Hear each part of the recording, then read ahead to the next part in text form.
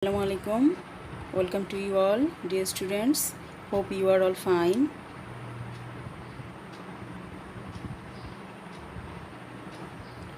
I am Bibi Fatima, Senior Teacher, Agrabad Balika Vidyalaya, Agrabad, Chattogram. Today I will discuss English second paper of class 6. Before going our topic, you see the picture. What do you see in the picture? Here we can see some words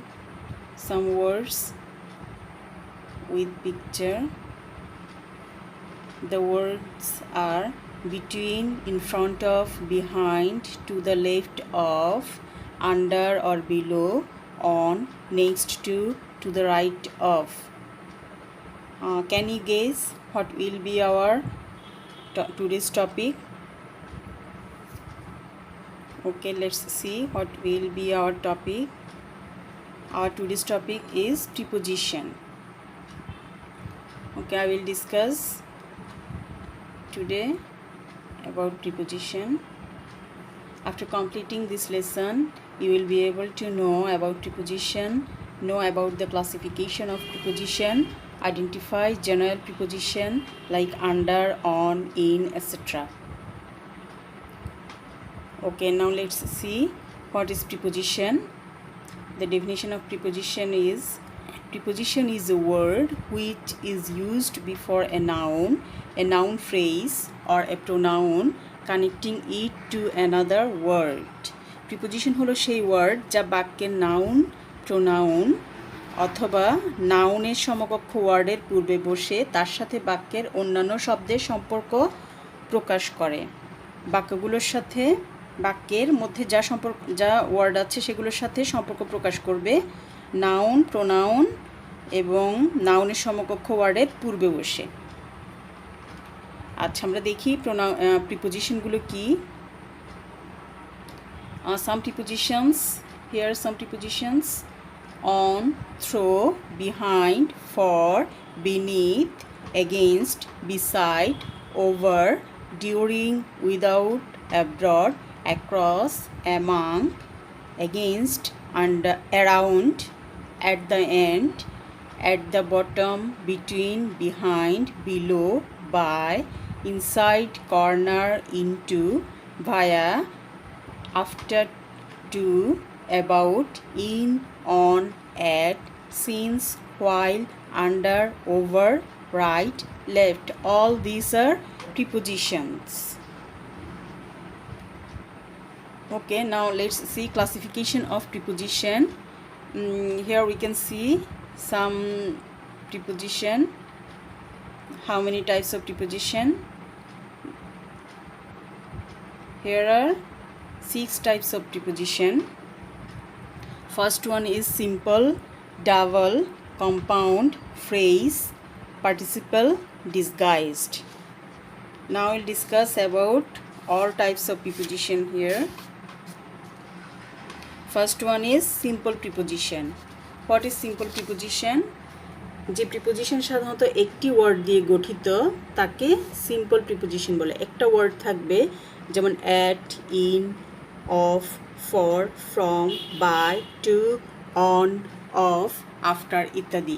কয়টা preposition? Simple প্রিপোজিশনে only একটা preposition থাকবে, একটা word থাকবে। First one, put the cup dash the table. কোনটা হবে? Put the cup. Let's see the answer. Put the cup on the table. Second, the cows are dash the field. What will be the answer? The cows are in the field. আচ্ছা, next double preposition. Double প্রিপোজিশনটা কি আমরা একটু জেনে নিই। Double preposition হচ্ছে যখন দুটি preposition একত্রিত বা যুক্ত হয়ে একটি প্রিপোজিশনের মতো কাজ করে তখন তাকে ডাবল প্রিপোজিশন বলে। যেখানে দুটো ওয়ার্ড থাকবে যেটা যুক্ত হয়ে একটা প্রিপোজিশনের কাজ করবে, সেটাই হচ্ছে কি ডাবল প্রিপোজিশন। যেমন ইন যোগ টু, ইনটু, আপ যোগ অন, আপন, উইথ যোগ ইন, উইথিন, অন যোগ টু, অন টু। নিশ্চয়ই বুঝতে পেরেছো ডাবল প্রিপোজিশন আর সিঙ্গেল প্রিপোজিশন। সিঙ্গেল হচ্ছে একটা একটা ওয়ার্ড থাকবে, আর ডাবল প্রিপোজিশন হচ্ছে দুটো ওয়ার্ড মিলে একটা ওয়ার্ড হবে, সেটাই হচ্ছে কি double preposition. He went dash the room, কী হবে ব্ল্যাঙ্কে? He went into the room. Into হচ্ছে দুটো মিলে, ইন প্লাস টু, দুটো মিলে একটি হয়েছে, he went into the room. Next, compound preposition. Compound প্রিপোজিশনের ডেফিনিশনটা একটু আমরা জেনে নিই। কম্পাউন্ড প্রিপোজিশন হচ্ছে নাউন, অ্যাডজেক্টিভ বা অ্যাডভার্বের পূর্বে কোনো সিম্পল প্রিপোজিশন যুক্ত হয়ে যে প্রিপোজিশন গঠিত হয় তাকে কম্পাউন্ড প্রিপোজিশন বলে। নাউন, অ্যাডজেক্টিভ বা অ্যাডভার্বের পূর্বে কি বসবে? প্রথমে সিম্পল প্রিপোজিশন। সিম্পল প্রিপোজিশন কি আমরা আগে দেখেছি, যুক্ত হয়ে যে প্রিপোজিশন গঠিত হয় তাকে কম্পাউন্ড প্রিপোজিশন বলে। আচ্ছা, আমরা সিম্পল প্রিপোজিশন কি আমরা জেনেছি, at, in, of, for, by, from, on, of, after, এগুলো হচ্ছে সিম্পল প্রিপোজিশন। এগুলোর সাথে আরেকটা কিছু যুক্ত হবে এগুলো। আচ্ছা, আমরা এখন দেখি কম্পাউন্ড প্রিপোজিশনের এগুলো। Example, by equal to be, বাইয়ের পরিবর্তে বি বসবে, plus hind, behind. On equal to a plus long equal to a long. By equal to be plus side equal to be side. এগুলো হচ্ছে compound preposition.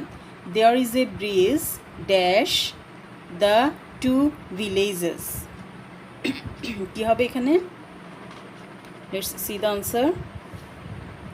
There is a bridge between the two villages. এখানে be plus twin, এই দুটো যুক্ত হয়ে কি হয়েছে? Between. B হচ্ছে বাইয়ের পরিবর্তে বি প্লাস টুইন, তাহলে বিটুইন। এখানে দুটো একসাথে যুক্ত হয়েছে, সেজন্য আমরা এটাকে কি বলবো? Compound preposition. বি এর সাথে টুইনটা যুক্ত হয়েছে, বাইয়ের পরিবর্তে বি, প্রিপোজিশন বাইয়ের পরিবর্তে বি হয়ে টুইন যুক্ত হয়েছে, সেজন্য এটা হচ্ছে বিটুইন। এটা হচ্ছে সেজন্য কম্পাউন্ড প্রিপোজিশন। নাম্বার ফোর হচ্ছে ফ্রেজ প্রিপোজিশন। ফ্রেজ প্রিপোজিশনের সংজ্ঞাটা হচ্ছে দুই বা ততোধিক ওয়ার্ড একত্রিত হয়ে যদি একটি প্রিপোজিশনের ন্যায় ব্যবহৃত হয় তবে তাকে ফ্রেজ প্রিপোজিশন বলে। যেমন by dint of, by means of, তারপর in course of, in account of, in front of, etcetera. এগুলো সবগুলো হচ্ছে কি ফ্রেজাল প্রিপোজিশনও বলে এটাকে, ফ্রেজ প্রিপোজিশন। আচ্ছা, আমরা এখানে এক্সাম্পলটা দেখি। There is a big tree dash his house. ব্ল্যাঙ্কে কী হবে? There is a big tree in front of his house. In front of হচ্ছে সম্মুখে বা সামনে, তার ঘরের সামনে একটি বড় গাছ আছে। আচ্ছা, আমরা ফ্রেজ প্রিপোজিশনটাও দেখেছি। আমরা ফ্রেজ প্রিপোজিশনের আরেকটু ব্যবহার দেখি, প্রিপোজিশনাল ফ্রেজও বলে। এখানে অ্যাট, আউট, ইন, বাই, অনের ব্যবহার দেখছি আমরা। অ্যাটের সাথে আবার কিছু ওয়ার্ড যুক্ত হয়েছে, আউটের সাথে কিছু ওয়ার্ড যুক্ত হয়েছে, ইনের সাথে কিছু ওয়ার্ড যুক্ত হয়েছে, বাইয়ের সাথেও, অনের সাথেও। অ্যাটের সাথে at high speed, at risk, at one's side, at a fraction of, at the outset, at the end, at side, at the double, at one time, at a discount। তারপর out of fashion, out of print, out of step, out of breath, out of context, out of control, out of curiosity, out of jealousy, out of date, out of doors। আর in দিয়ে হচ্ছে in time, in demand, in focus, in an uproar, in answer to, in anticipation of, in arrears, in danger, in debt, in decline। By দিয়ে হচ্ছে by chance, by the name of, by luck, by accident, by air, by sea, by land, by all accounts, by all means, by any standard. Next, on watch, on schedule, on the record, on the road, on oath, on pain of, on the air, on balance, on a diet, on a journey. এগুলো হচ্ছে prepositional phrase বা phrase প্রিপোজিশনও বলা যায়। আচ্ছা, আমরা এখন next 5 number প্রিপোজিশনে আসি। 5 number প্রিপোজিশনটা হচ্ছে পার্টিসিপেল প্রিপোজিশন। পার্টিসিপেল প্রিপোজিশন হচ্ছে কতগুলো প্রেজেন্ট পার্টিসিপেল, যেমন ভার্ব প্লাস আইএনজি ও পাস্ট পার্টিসিপেল ভার্বের পাস্ট পার্টিসিপেল ফর্ম প্রিপোজিশন হিসেবে ব্যবহৃত হয়ে থাকে। এগুলোকে আমরা কি বলবো? Participle preposition. যেমন রিগার্ডিং সম্বন্ধে, কনসিডারিং বিবেচনা করলে, পাস্ট অতিক্রম করে, এগুলো হচ্ছে পার্টিসিপেল প্রিপোজিশন। যেমন can you tell me something regarding this matter, এখানে রিগার্ডিংটা হচ্ছে কি পার্টিসিপেল প্রিপোজিশন। আচ্ছা, এখন আমরা 6 নাম্বার প্রিপোজিশনে যাব। 6 নাম্বার প্রিপোজিশনটা কি ছিল? 6 নাম্বার প্রিপোজিশন হচ্ছে ডিসগাইজড প্রিপোজিশন।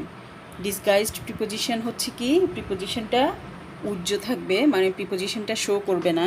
কখনো কখনো অন প্রিপোজিশনটির পরিবর্তে এ এবং অফ প্রিপোজিশনের পরিবর্তে ও ব্যবহৃত হয়। এরূপে ব্যবহৃত হলে এদেরকে ডিসগাইজড প্রিপোজিশন বলে। বুঝতে পেরেছ? যেমন অন প্রিপোজিশনের পরিবর্তে অনেক সময় এ ব্যবহার করা হয়, আবার অফ প্রিপোজিশনের পরিবর্তে অনেক সময় ও ব্যবহার করা হয়।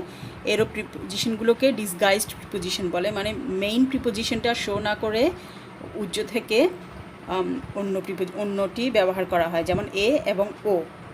এ এবং ও তো প্রিপোজিশন না, কিন্তু এগুলো অন অথবা অফের পরিবর্তে ব্যবহৃত হয়, তখন আমরা সেগুলোকে কী বলবো? Disguised preposition. যেমন দ্য কিং ওয়েন্ট অন হান্টিং, এখানে অনের পরিবর্তে এখানে অনটা হচ্ছে কিন্তু প্রিপোজিশন, এখানে অনটা ব্যবহার না হয়ে ব্যবহার হবে কি a. The king went a hunting. He comes here once in a day, এখানে ইন না হয়ে ওয়ান্স এ ডে।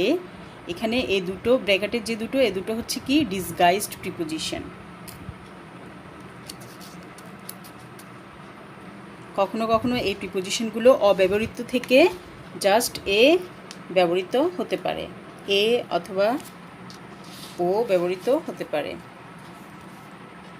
আচ্ছা, আমরা এখন জেনেছি 6 রকমের প্রিপোজিশন। এই 6 রকম ছাড়াও আরেকটা প্রিপোজিশন আছে, সেটা একটু তোমরা দেখো। এই প্রিপোজিশনটার নাম হচ্ছে ডিটাচড প্রিপোজিশন। ডিটাচড প্রিপোজিশন হচ্ছে অনেক সময় ইন্টারোগেটিভ প্রোনাউন বা অ্যাডভার্ব বা রিলেটিভ প্রোনাউন বা অ্যাডভার্বের সাথে সম্পর্কযুক্ত প্রিপোজিশন উহাদের পূর্বে না বসে বিচ্ছিন্ন হয়ে উহাদের পরে বসে। এরূপ প্রিপোজিশনকে ডিটাচড প্রিপোজিশন বলে, মানে ইন্টারোগেটিভ প্রোনাউনের সাথে না বসে বিচ্ছিন্ন হয়ে বসে, পূর্বে না বসে বিচ্ছিন্ন হয়ে বসে, তখন আমরা এটাকে কী বলবো? Detached preposition.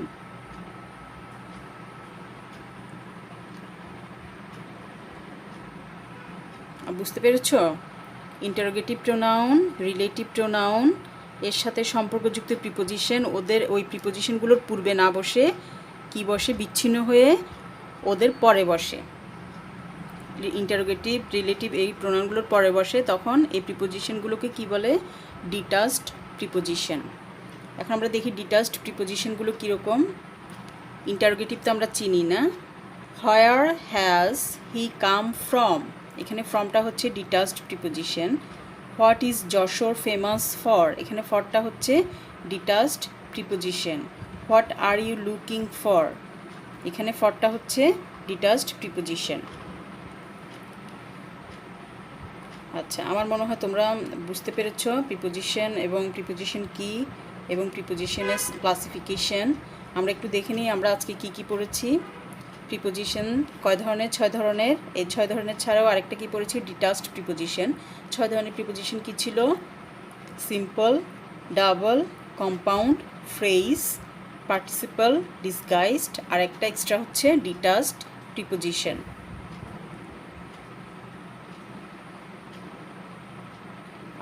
আমার মনে হয় তোমরা আজকে আমার ক্লাসটা বুঝতে পেরেছ। নেক্সট ক্লাসে আমি preposition using rules of using preposition নিয়ে আলোচনা করব। আজকে এখানেই শেষ করছি। থ্যাংক ইউ, ধন্যবাদ সবাইকে।